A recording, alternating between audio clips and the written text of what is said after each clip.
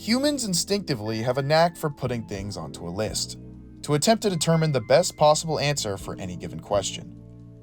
And in the American sports world, no bigger question permeates more than this. Who is the greatest athlete of all time?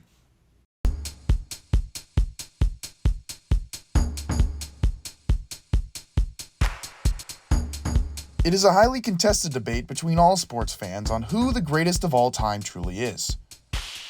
But because of the vast differences between every sport eligible, it can be incredibly difficult to evaluate each individual's achievements compared to the other in such vastly different circumstances. How am I supposed to know if Michael Jordan is a better athlete than Tom Brady? When Tom Brady specializes in throwing a ball forward, Michael Jordan specializes in throwing the ball upward. But what if an athlete was so versatile and athletic that it didn't matter what sport they decided to play, because they could dominate it all the same? Jim Thorpe is without a doubt the greatest athlete of all time. And for half a century, the most heated debate in sports history wasn't even a discussion. This is the story of Jim Thorpe.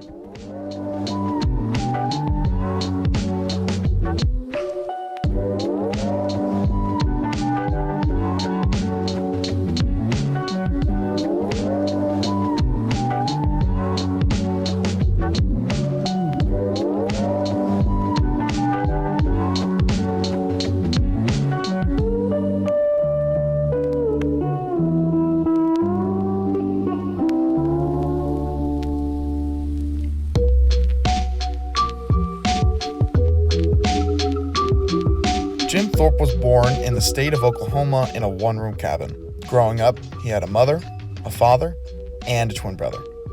There isn't much known about Jim's early childhood, but he spent the majority of his time with his father, Hiram Thorpe. It's likely that much of the athleticism Jim would later have was a product of his father, who often bring Jim on expansive hunting trips across the Oklahoma Territory.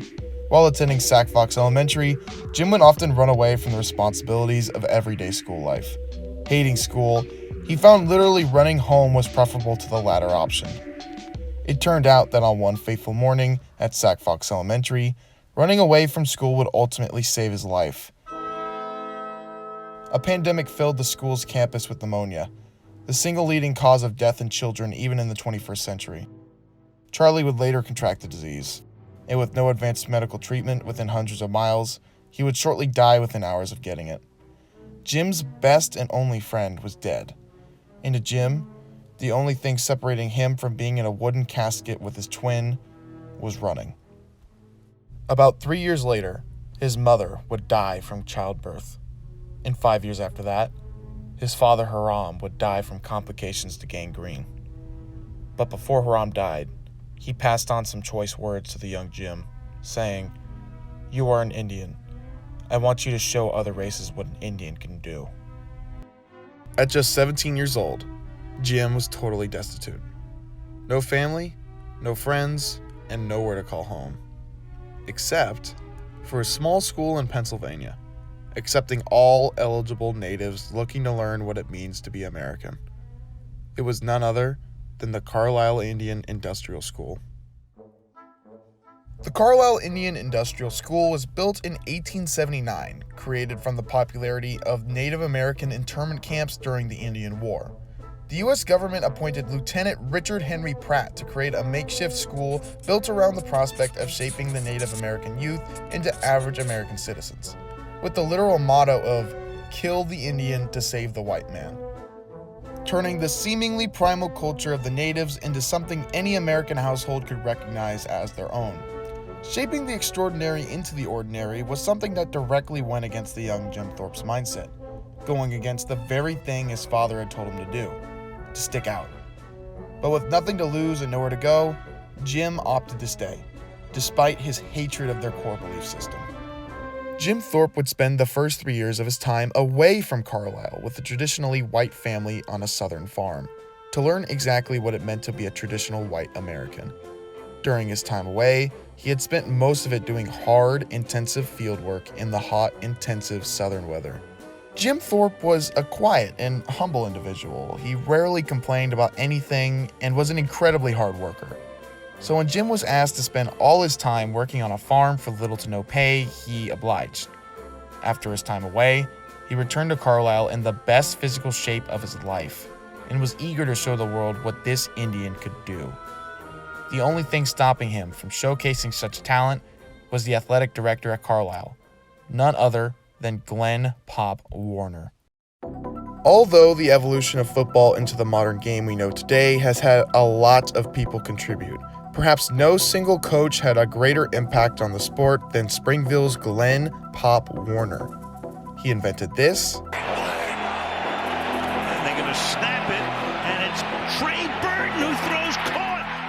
This.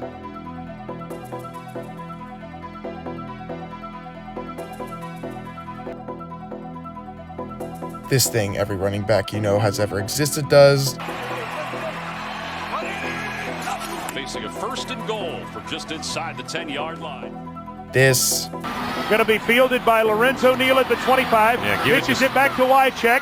He throws it across the field to Dyson. He's got something. This thing Jimmy G always does.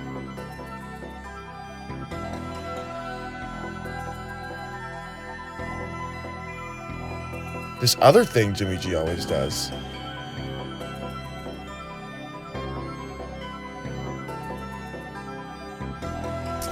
And this thing every D lineman in NFL history has ever done.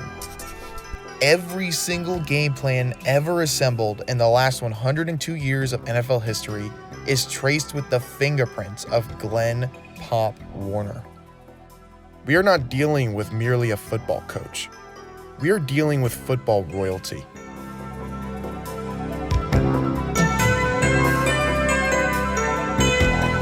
And who better to pair with such royalty with possibly the greatest athlete to ever live? The first time these two would officially meet was during a track and field practice where the track team was practicing the long jump, but during the practice, the bar had gradually gone up to the height of 5 feet and 9 inches. Jim Thorpe, who was eager to see if he could jump, pestered Coach Warner to let him attempt the jump. And with no one else at practice being able to jump that high, Coach Warner eventually caved in. Jim Thorpe not only cleared the bar, but had cleared it by 4 inches. In his amazement, Warner signed Jim to the team immediately. With the opportunity to finally show off his athletic promise, Jim Thorpe wouldn't just become a good track athlete. He was fantastic, immediately asserting himself as not only the best athlete on the team, but possibly the state. Coach Warner for weeks would refuse Jim access to the football field to preserve his track star from any future injury, until one fateful day, Warner, fed up with his persistence, finally allowed for Jim to be used for tackling practice, and the historic rise of Jim Thorpe's football career was officially able to start.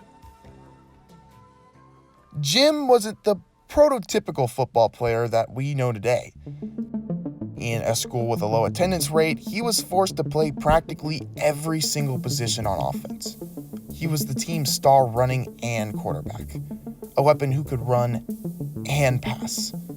Though it was extremely rare to see any player pass at the time, on the off chance that he did, Jim Thorpe did indeed pass. Picture in your head a player like Deebo Samuel, someone who could line up at halfback or any spot at wide receiver. And just imagine for 1 second, that same player could also operate as the team's all-time quarterback and dominate at every single one of their positions. Terrifying. Jim wasn't limited to just offense, though. He was also the team's All-American defensive back. He was so good at it that 100 years later, they give the best defensive back in college an award named after him. That fact alone is evidence enough to show you how good he really was. But that's not all. Not only did he play practically every position on offense and operated as a full-time defensive back, he was also the team's full-time kicker, operating on kickoff, punt, PAT, and everything on special teams. This was not just a football player. This is possibly the most impactful player in a team sport ever recorded in college football history. When an athlete plays in a modern football game, they operate as a piece of the equation. Tom Brady, no matter how good he is, will never have a major impact defensively because he simply doesn't play defense. Josh Allen might have had the greatest game by a quarterback I've ever seen, but it didn't matter. No matter how incredible any player can be at any time, there will always be an opportunity for the world around you to strip you of what you deserve. Scoring points in football is ultimately only able to occur when a collection of things mostly outside of one athlete's control happens. Jim Thorpe wasn't at liberty of the world around him. He had single-handedly turned the biggest team sport in America into the Jim Thorpe Show. He almost single-handedly dictated how good the defense, the offense, and the special teams would perform at any time, anywhere. Jim Thorpe wasn't just a puzzle piece. He was the puzzle.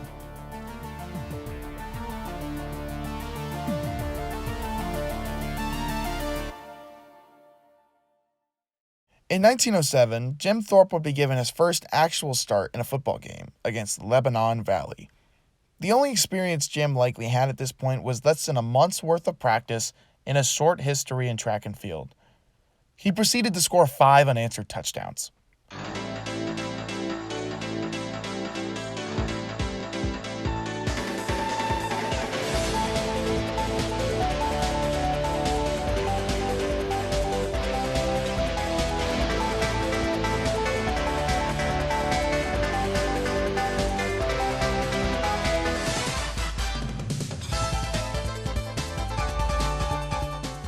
They finished with a 10-1 record and were ranked the 3rd best team in the country, nearly sweeping one of the toughest schedules in college football.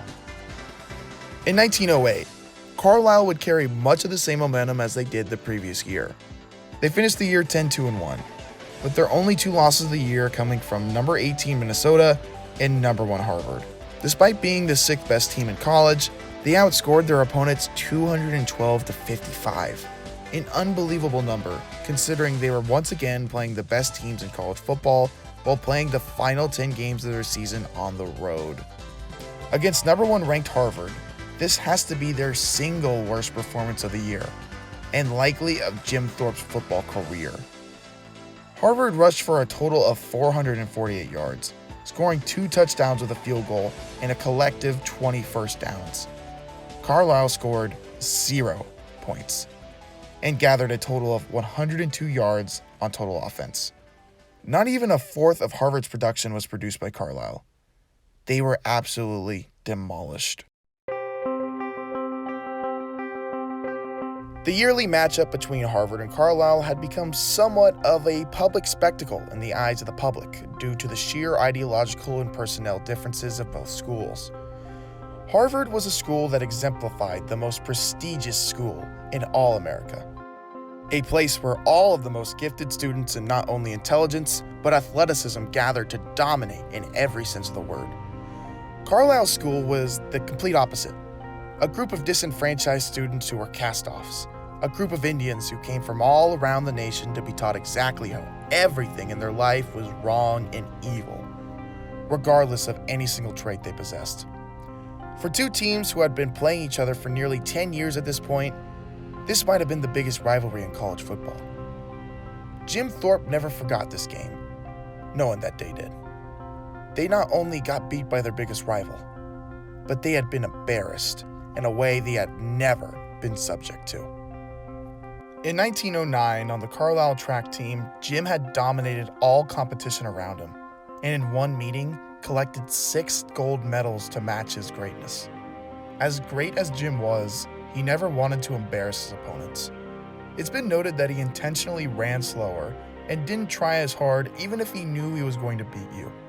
Just adding on the list of things to like about this incredible athlete.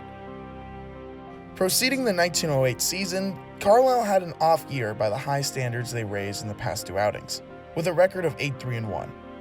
But the biggest headline of this year in Jim's life was his success in everything else. But that's simply because he didn't even play for them.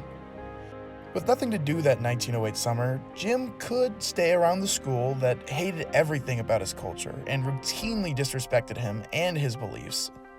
Or he could spend the summer in North Carolina to play America's pastime, professional American baseball.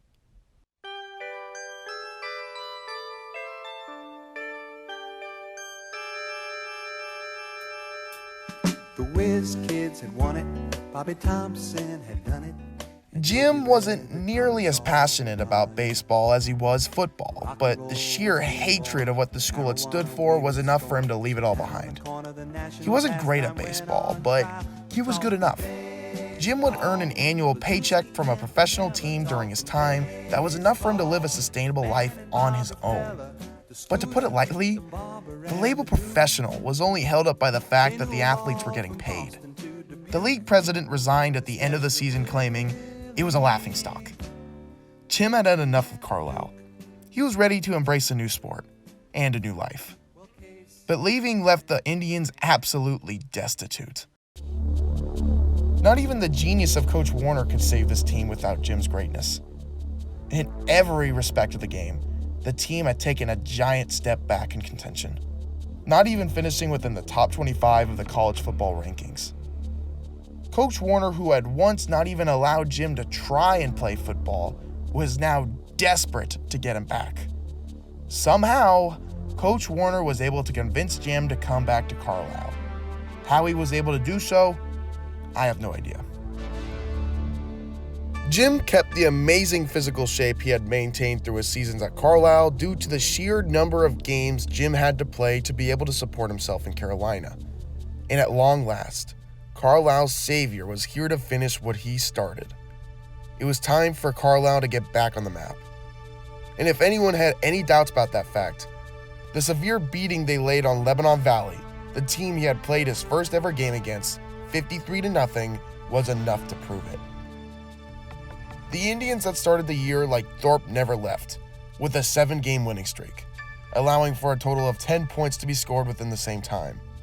In one game against Pitt, on his own 10-yard line, Jim punted the ball 70 yards downfield and caught it to score a touchdown. Jim was incredible. With 6 games still left in the season, they had nearly matched the win total of the previous year on the back of Jim Thorpe. Their next game was against the Pennsylvania Quackers, a largely unimpressive team compared to the lengthy competition they had faced before them. They won the game 16-0, which was their lowest win total of the year. But that wasn't the biggest headline. The real story was something much, much worse. Jim, before the end of the third quarter, was escorted off the field. He twisted his ankle, badly, and could barely walk on it. Carlisle kept their impressive win streak alive, but at what cost? Carlisle couldn't have been in worse spirits, as their opponent next week was a school you might remember, Harvard. Carlisle was now slated to play the best team in college football, without the most impactful player in college football history. The game was arranged to be played at Soldier Field, the largest stadium in America, seating nearly 40,000 spectators, the largest gathering of fans for a football game in American history. If Jim were to sit out of this game, it would almost certainly mean defeat for Carlisle, embarrassing the Indians in front of the biggest audience anyone had ever seen. Native Americans across the country were already seen as a joke, a backwards people whose culture was so alien and barbaric, their young needed to be thrown into a prison where they were forced to learn how to just be normal. Losing here would not only perpetuate that stereotype, it would cement it in front of a crowd large enough to compose an army. But if they won, it would show the entire world that these Indians were just as good as any white team in the nation, and that this race was able to stand toe-to-toe with America's greatest institution. You are an Indian. I want you to show other races what an Indian can do. Jim Thorpe made a last-minute decision, and in no condition to play, the orphan from Oklahoma led a 16-man roster built from all the outcasts of an entire people to battle against the team that represented everything they weren't, everything they wanted, and everything they despised. You with Henry Roberts, former financial accountant with the Atomic Energy Commission in New Mexico, and also former football star with the Carlisle Indians in 1911. And during the season of 1911, we had, among other teams, Harvard University. As I recall, the evening newspapers in and around Boston were predicting a Harvard win. Carlisle received the kickoff from Harvard. The game seesawed back and forth that afternoon. Harvard made 1 or 2 touchdowns, giving them 15 points. I believe that Jim Thorpe, the 1 touchdown Carlisle got that afternoon, giving Carlisle 18 points. So he must be given credit for having practically won from Harvard single-handed.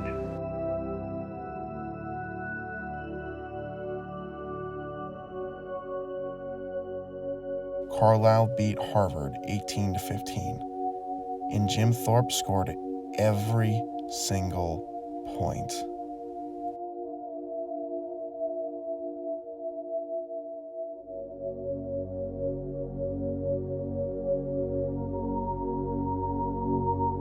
Carlisle finished the year 11-1, and handpicked by Walter Camp, the originator of football, Jim Thorpe was named an All-American, one of 2 players to be named to the team outside of the Ivy League. They were the 2nd best team in college football, and Jim Thorpe had practically single-handedly turned Carlisle back to the powerhouse they were just 2 years ago. Jim was on top of the world, but there was still a galaxy to conquer.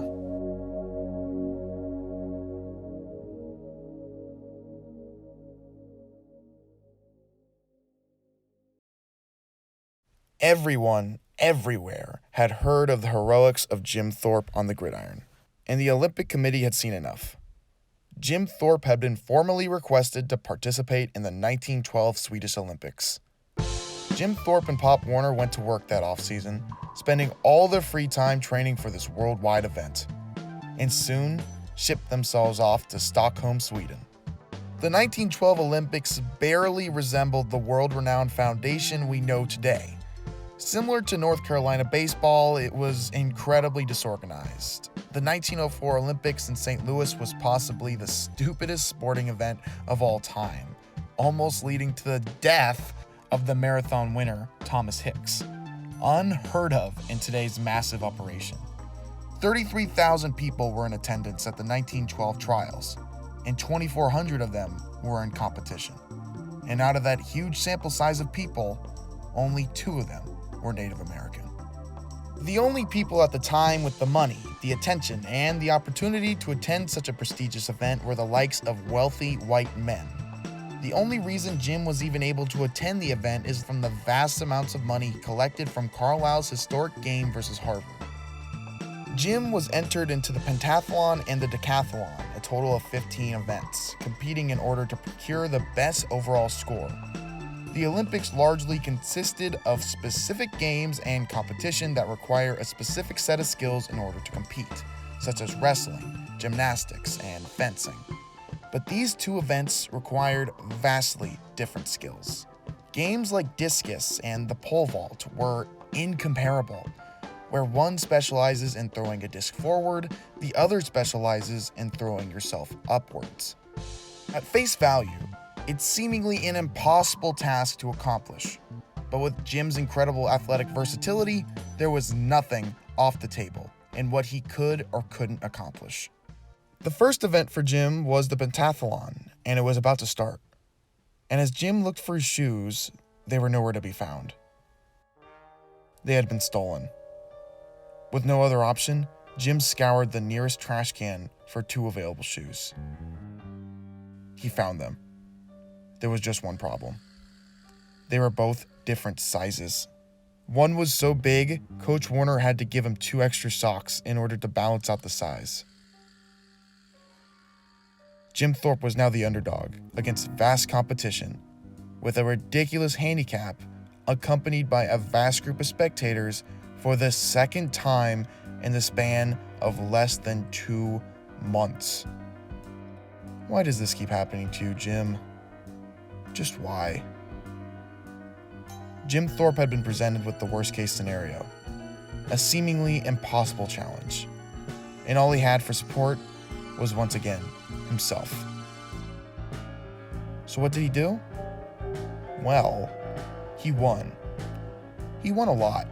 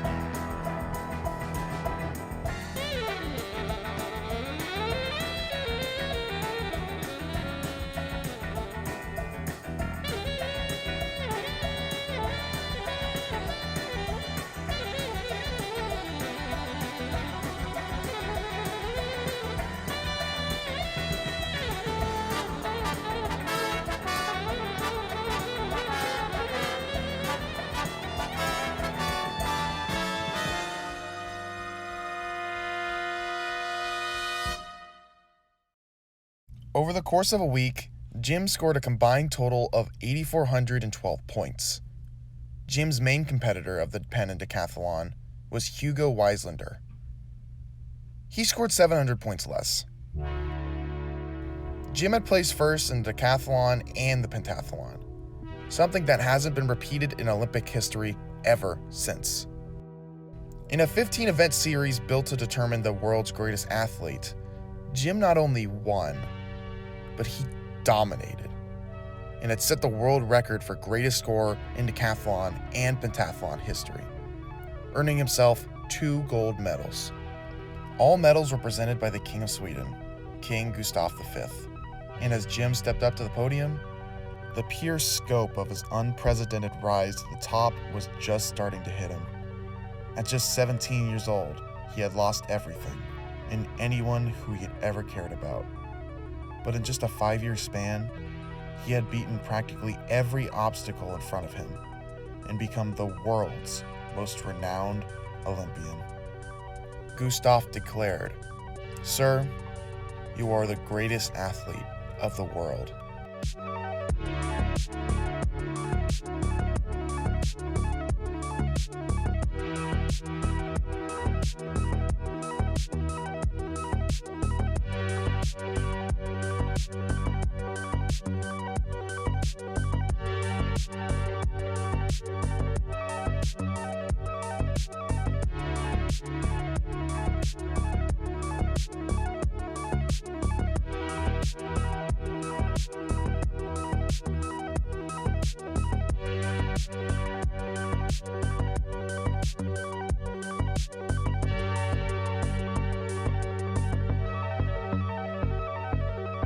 When Jim Thorpe came back from the Olympics and returned to the docks of New York, he was showered with endless praise and adoration.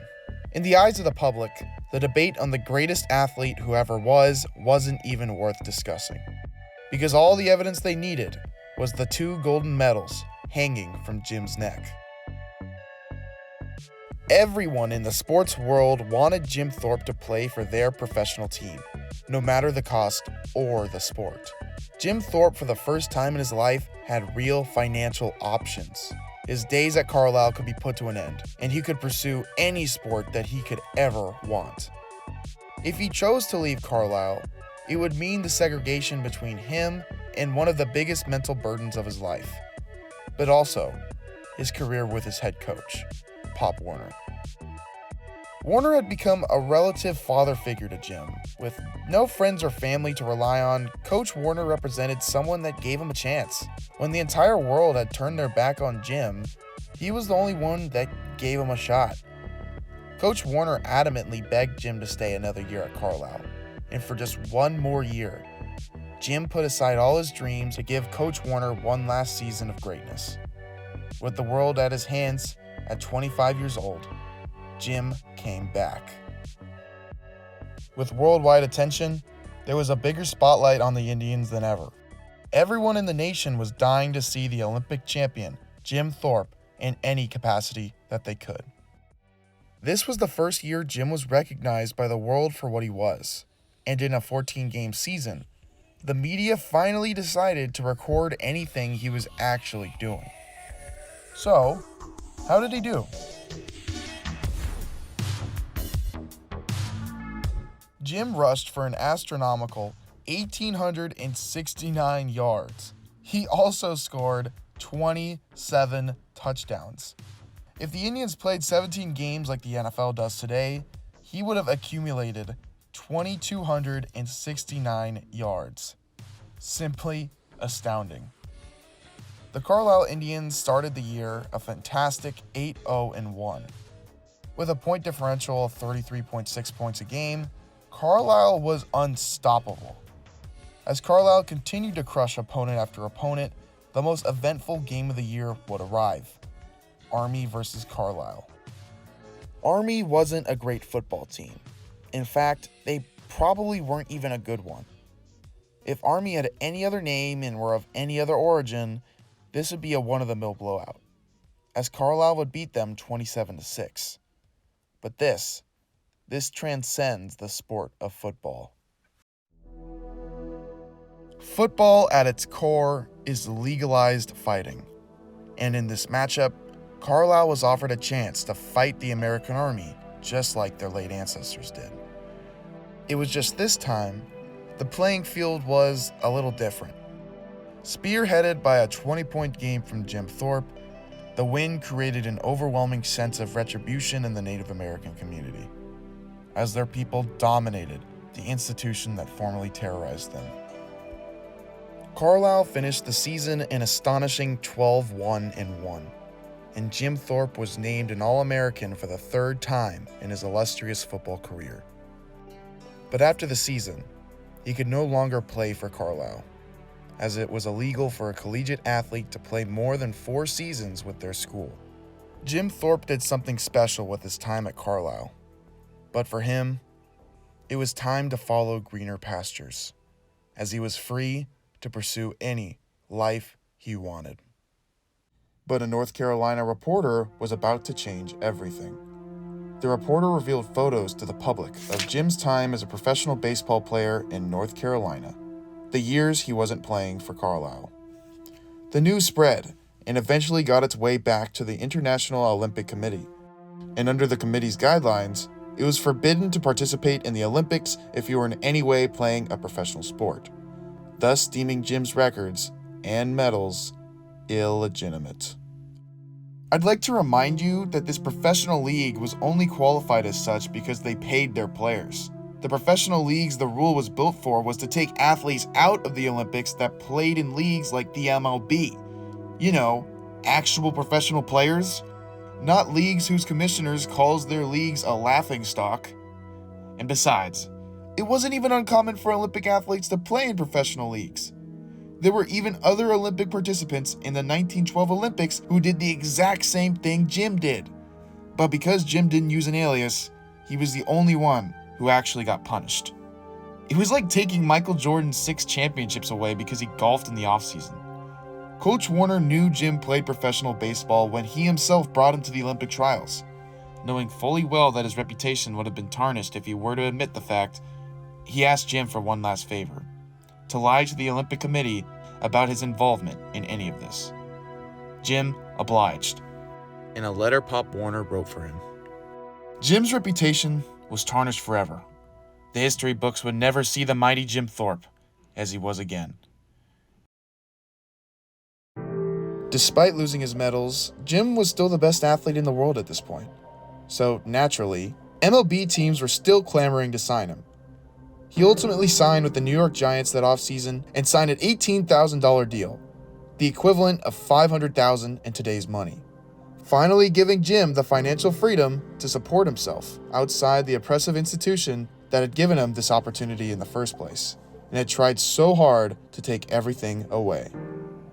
The Carlisle Indian Industrial School was an institution built to destroy the Indian, built to take anything and everything away from them that hadn't already been, and promote the welfare of the larger American public. But in a strange twist of fate, Carlisle gave Jim Thorpe, a Native American orphan with no direction or ambition in his life, an opportunity to show the world what made them so great. Jim Thorpe idolizes, at least to me, the resolve, the fortitude, the pride, the resourcefulness, and the technical mastery that made Native Americans such an honorable group in the first place. In a time where racial prejudice and abuse of Native Americans was at its worst, Jim gave hope to hundreds of thousands of Native Americans that things can get better. No matter how bad things got for Thorpe, the astronomical odds presented to him, he just kept going, and he just kept dominating. I like to think when things got their toughest, Jim just thought about what his dad asked him to do all those years ago. You are an Indian. I want you to show other races what an Indian can do. I think he did a pretty good job, all things considered. He definitely showed me. After his collegiate career was over, Jim lived a relatively unnoteworthy life compared to the feats he achieved as a collegiate athlete. After playing professional sports for another 16 years, he became an extra in a handful of Hollywood Western movies. Hey, Jerry, I want you to meet Jim Thorpe, my nephew. Fathering 7 children among 3 different wives, while serving as a civil rights advocate for Native Americans across the country, continuing to use his stature to help Native Americans everywhere. Despite all of that, the biggest headline of Jim's time after Carlisle was his time with a small amateur startup league with no serious direction, named the American Professional Football Association. At 33 years old, Jim wasn't done proving the people around him wrong, and decided to keep going, even in his advanced age. Jim wasn't playing to prove something, or for the aspiration of something better anymore. He was just playing for playing's sake, and I like to believe people saw that. Despite Jim's advanced age and declining game, people came across the country just to watch the legend play, just to catch a glimpse of the man who seemingly did it all. When Jim finally retired from all professional sports at age 42, he declared to the press, "I've sung my swan song. I have laid aside a tidy sum, and feel that it is about time that I retire." The man who formerly sat atop the world was now finished, and despite all odds, became the most renowned athlete of his century. Despite Jim's retirement, the APFA kept going on without him. Thanks to Jim's incredible sphere of influence, the APFA was able to expand and feature star athletes like Red Grange, Ernie Nevers, and Benny Friedman, who amazed crowds just like Jim did. People just kept coming back to watch football. Even without Thorpe, they just kept coming back. Eventually, the APFA outlasted Jim Thorpe. It outlasted everyone in this story, and it'll probably outlast us. In 1922, the APFA changed their name to the National Football League, and 105 years later, they are nationally recognized as the most profitable and popular sports league in all America. Every second of every minute of football played over the last 100 years since the emergence of the APFA has been fundamentally shaped by the NFL's influence. Every draft pick, blockbuster trade, Super Bowl, and NFL team has Jim to thank. This is the city of Canton, Ohio. There sits the place where we immortalize the greatest figures in NFL history, the NFL Hall of Fame. And who's there sitting in front? Oh, no one. He's nothing special. So in Canton, Ohio, where the sport had its beginnings, the Professional Football Hall of Fame was born. A home for football history, where visitors are greeted by the legendary Jim Thorpe, whose flowing power and grace are captured in an eternal run for daylight beneath the rainbow dome of the Rotunda.